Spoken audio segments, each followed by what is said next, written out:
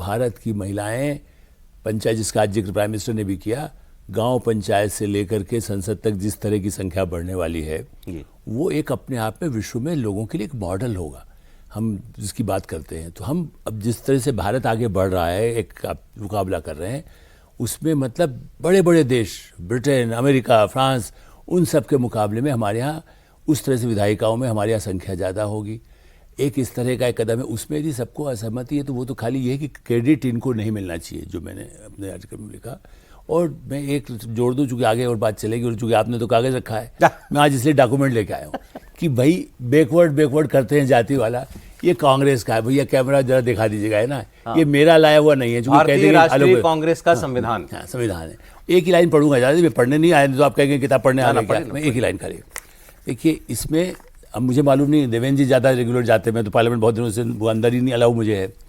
तो अब क्या है कि पहले सेंट्रल हॉल होता था, अब नहीं है।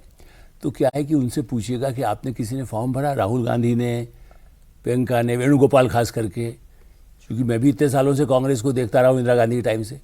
क्योंकि यदि किसी ने यदि अपना फॉर्म भरा हो मेंबरशिप का, तो उसमें सबसे घोषणा करना होता है कि मैं धर्म और जाति के भेदभाव रहित एक सूत्र में सीधे समाज में विश्वास रखता हूँ। जब जाति और धर्म पे नहीं रखते, बार बार ये कह रहे हैं कि साहब मुस्लिम को अलग कोटा दे दो, जाति पे बैकवर्ड को दे दो। ये कांग्रेस का मेंबर बनने की शर्त है, शपथ है। फार्म है ये, तो मैं खाली फाड़ के ला सकता था, मैं सोचा फाड़ के लाऊंगा, फिर आप कह देंगे अपना खुद छाप के ले आए। इसको दिखा रहा हूँ। और ये अच्छा पास हुआ इंदिरा गांधी के समय, तब तो मैं नहीं था, 67 यहाँ नहीं था। हाँ। बाद में 2002 में जो पास हुआ उसका डॉक्यूमेंट मेरे पास रखा हुआ है। ठीक है। तो ये सदस्यता का फॉर्म है। तो क्या सदस्यता का फॉर्म भरे बिना ये सब बोल रहे हैं? प्रियंका गांधी तो हो सकता है नहीं भरा हो। जाति धर्म की बात कर रहे हैं आप, कह रहे हैं। हाँ, जाति भेदभाव ना, बैकवर्ड को अलग कोटा करिए, ये नहीं। मैं राजीव गांधी वाला तो लोग चलाते कहते कि आपको इंटरव्यू दिया था तो मुझे कहा कई कटिंग लग चुकी है। निर्मला सीतारमण ने, मैंने नहीं दिया था, अपने आप कहीं से निकाल लिया रेफरेंस से। तो ही वॉज अगेंस्ट।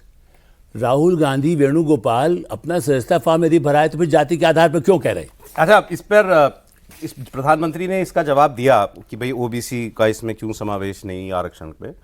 तो उन्होंने कहा आप महिलाओं, आरक्षण तो पहले जो है, उन्होंने ये कहा कि आप आने तो दो, 33% महिलाओं को आने दो, उनको भी इसमें भागीदार बनने दो इस फैसले में कि इसमें किसको रखना है, इसमें किसी जाति का, धर्म का, व्हाटएवर जिसका भी आरक्षण करना है, आगे जो करना है उनको भी आने दो, वो भी उस फैसले में शामिल हो। एक बात सुनिए, शुरू में भी शायद इन्होंने, किसी ने अपने, अमित शाह ने या उन्होंने कहा था रिजिजू ने कि भाई आप सारे मुस्लिम को ले आना ना समाजवादी पार्टी से, आप सारी बैकवर्ड महिलाओं को ले आओ। किसने कहा कि आप अपने परिवार को, आप ठाकुर वाइफ है आपकी अखिलेश यादव की, तो आप ठाकुर वाइफ को बदलाव ना, आप किसी बैकवर्ड को ले आओ। उस पर आते, पहली बात तो ये कोई बात ही नहीं कर रहा है इसमें कि क्या संविधान में विधायिका के अंदर, मतलब पार्लियामेंट में या विधानसभाओं में ओबीसी आरक्षण की का कोई प्रावधान है? नहीं अभी है एग्जिस्टिंग कोई? क्या ओबीसी पुरुष भी आ सकता है?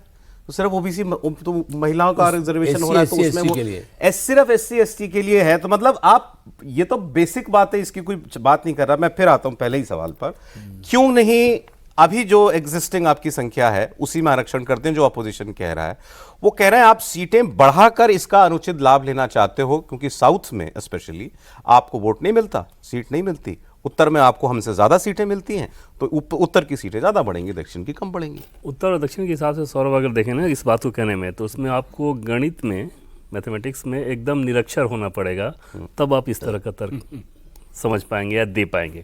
बहुत सारे कांग्रेस के प्रवक्ताओं को मैंने देखा, उन्होंने बड़े बड़े डेजिग्नेशन लगा रखे थे और वो ये प्रोपोर्शन दे रहे थे कि तमिलनाडु में तो इतना ही बढ़ेगा, यूपी में तो 40 बढ़ जाएगा। प्रोपोर्शन तब भी तो उतना ही रहेगा, 272 तब बहुमत नहीं होगा ना, बहुमत की संख्या फिर ज़्यादा हो जाएगी।